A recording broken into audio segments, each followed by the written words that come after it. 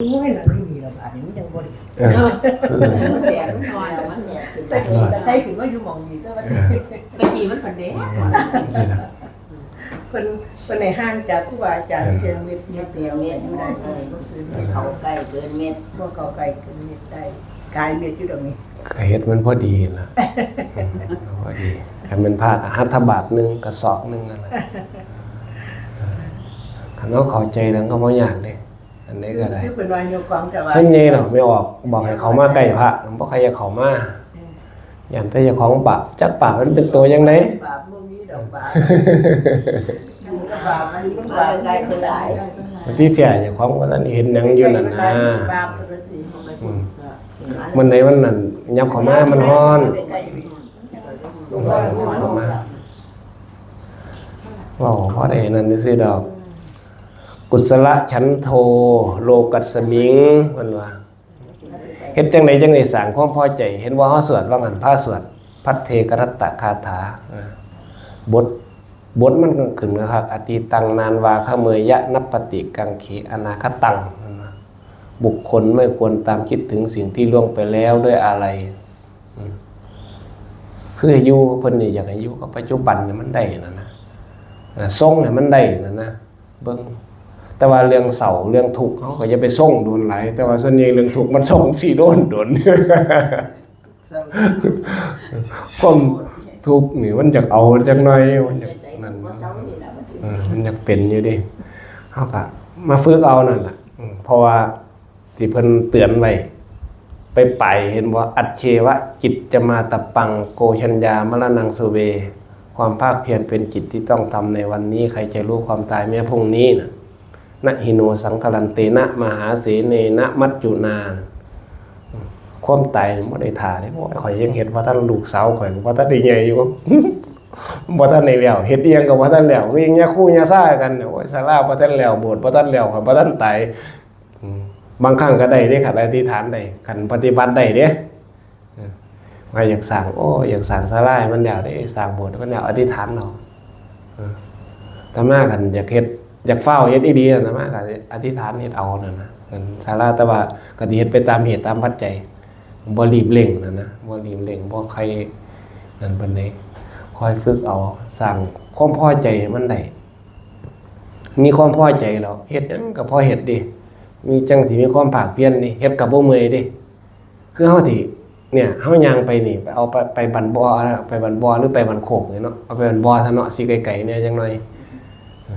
จ้างไปคันจ้างไปย่างฮอดบันบ่อนี่จัก1,000กับว่าสมมุติว่าเอาพระรูปใดหรือว่าเฮาฮักผู้ใดผู้หนึ่งแปลว่าคือมันเป็นแรงบันดาลใจเฮาแม่ให้เพิ่นไปถ่ายอยู่หั่นนะไปถ่ายอยู่บันบ่อแล้วเฮาไปรับหรือว่าเฮาไปรับลูกก็ได้เนาะแม่นว่าดิลูกมันมาแต่กรุงเทพน่าต้องการเป็นรัดมีแห้งนี่เนาะให้ย่างไปก็ไปว่ะเอาอีดีเด้ย่างไปก็บ่เมื่อยแม่นมันมีจุดของมันอยู่นั่นแหละมันมีจุดของมันอยู่นั่นล่ะธรรมะนี่คือกันคันเขาเฮ็ดให้มันถึกหมอกปองถึกปองนี่โดยที่ว่าแรกๆเขาอาจสิใส่เหยื่อล่อนี่เห็นบ่เพิ่นมีนี่เห็นบ่เพิ่นเอามาให้เบิ่งดอกไม้ดอกไหลซุมื้อนี้มันเป็นเหยื่อล่อมันเป็นอามิสทานเห็นบ่ปฏิบัติบูชาก็กลับมาแม่ๆมาก็เคารพเจ้าของจังซั่นน่ะนี่ล่ะคือหลักธรรมะเฮาที่ได้เข้าใจว่า1เฮามาอ่อนน้อมถ่อมตนมาบ่เป็นผู้แข็งกระด้างเฮามาแล้วบ่แม่นมาธรรมดาบางทีมาก็บางอาทิตย์บางศีลเฮาอาจสิได้ดึงลูกดึงหลานมาเฮ็ดนำมาฝึกเขาไปบอกไปจมอยู่บ้านบ่ใครอยากถือกันปานใดเด้เห็นบ่ลิต้องเบิ่งดึงก็บ่รู้ตอนนั้นจ้ะสอนคนนี่มันต้องสอนแบบเหมือนไม่สอนนี่ต้องสร้างความกำลังใจหากำลังใจเขามันก็ลองสอนว่าสิพาไปเที่ยวไสบางแน่คันบ่ลงแต่ปี5พุ่นมันเป็นนี่ล่ะคนเฮาจังหาเนี่ยก็ยังถามแม่ปุ่นว่าแปลงไหนเนาะทางสกลนครทางมุกดาหารอันนี้ก็เป็นรดน้ำไปเติมปุ๋ยพ่อแม่ครูบาอาจารย์เฮาอยู่ไสเฮามีแรงศรัทธาอยู่ไสคือกัน ตาอ่อนอยู่เลย คือยังเฮาอยากมาวัดจังซี่ล่ะบางทีก็โอ้ยเฮาก็จมมาปวดแข้งปวดขาอันนั้นอันนี้มาดีบ่ว่าพอเฮายังปลูกสร้างเจ้าของบ่ทันได้เป็นน่ะนะหากแก้วมันบ่ทันได้ออกอยู่มันก็เลยเฮ็ดยากอยู่เด้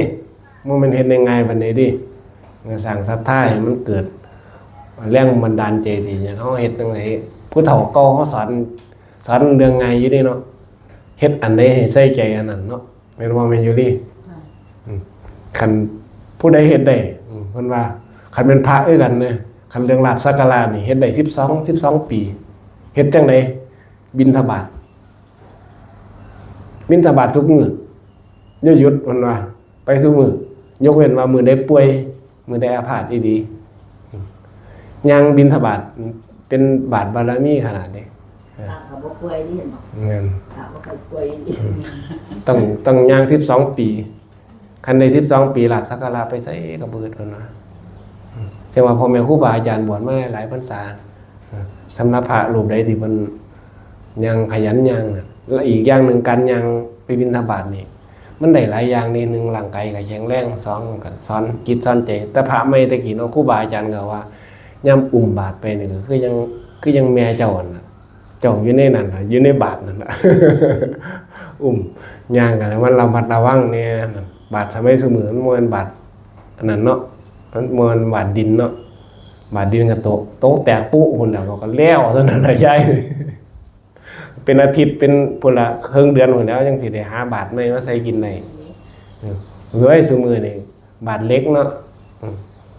สบายเนาะสมัยซุมื้อนี่มันบ่ยากครูบาอาจารย์ว่าบวชมานี่เฮ็ดบาตรมันใส่บาตรให้มันหัวกันเด้อจังสึกก่อนว่าแต่อีก3ศาสตร์ก็บ่หัวบาตรมันเป็นธรรมดาเนาะใส่บาตรอย่างเกินไปเหมือนมันแต่ว่าบาตรกับผ้าเหลืองนี่มันสามัคคีกันได้ย้ายโดยเฉพาะพระใหม่ๆตะมาบวชตะกี้เนาะบวชไปใหม่ห้วยบวชไปก็ค่าเศร้ามันโดนเทียไปบวชเนาะจากบวชเป็นเน้นก็เคยบวชอยู่ดอกบวชเป็นพระเคยบวชโดนเทียไปบวชเนาะทั้งผ่ามันบ่ได้มาตรฐานน่ะนะ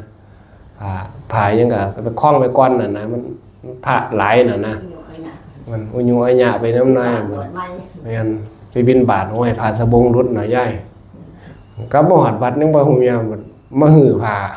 เขากุฏิหื้อผ่ากีวรดอกไว้ผ่ากีวรผ่าสบงกูหายว่าซั่นดอก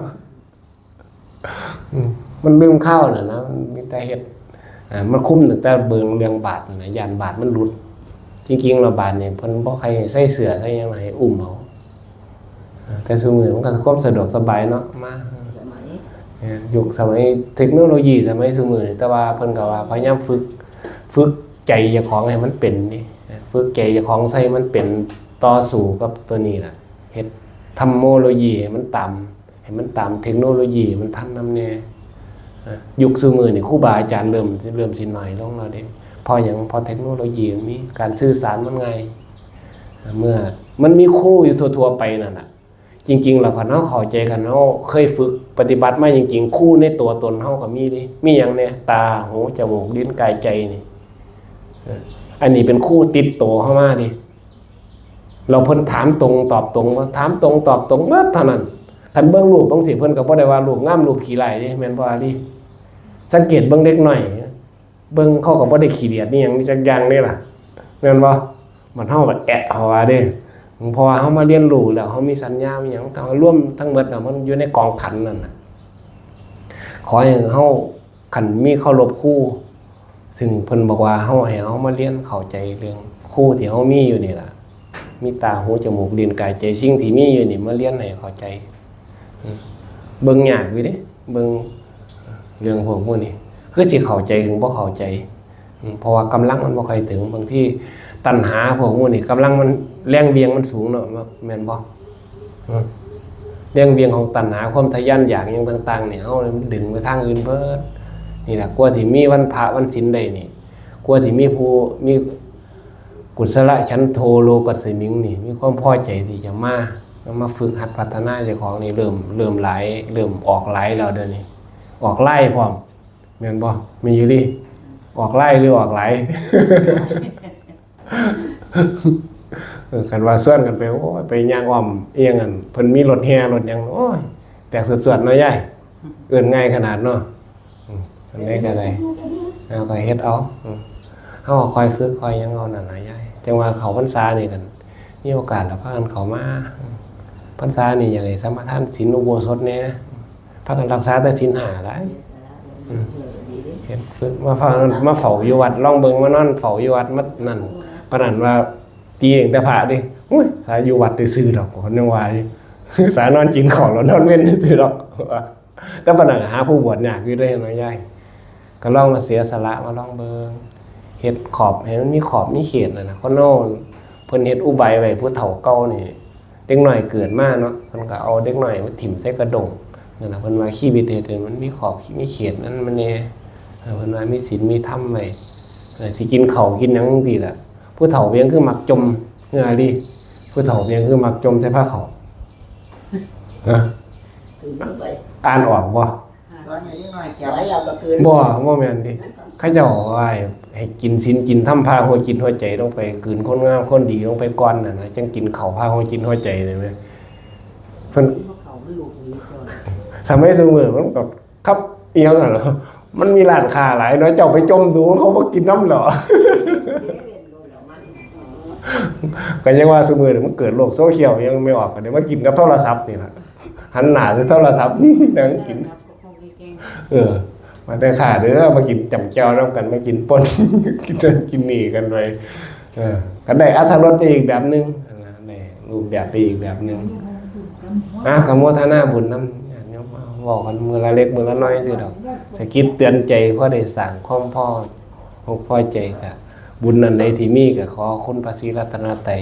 ให้ญาติโยมทุกท่านทุกคนมีสุขภาพแข็งแรงด้วยกันทุกกันทุกคนเทอญ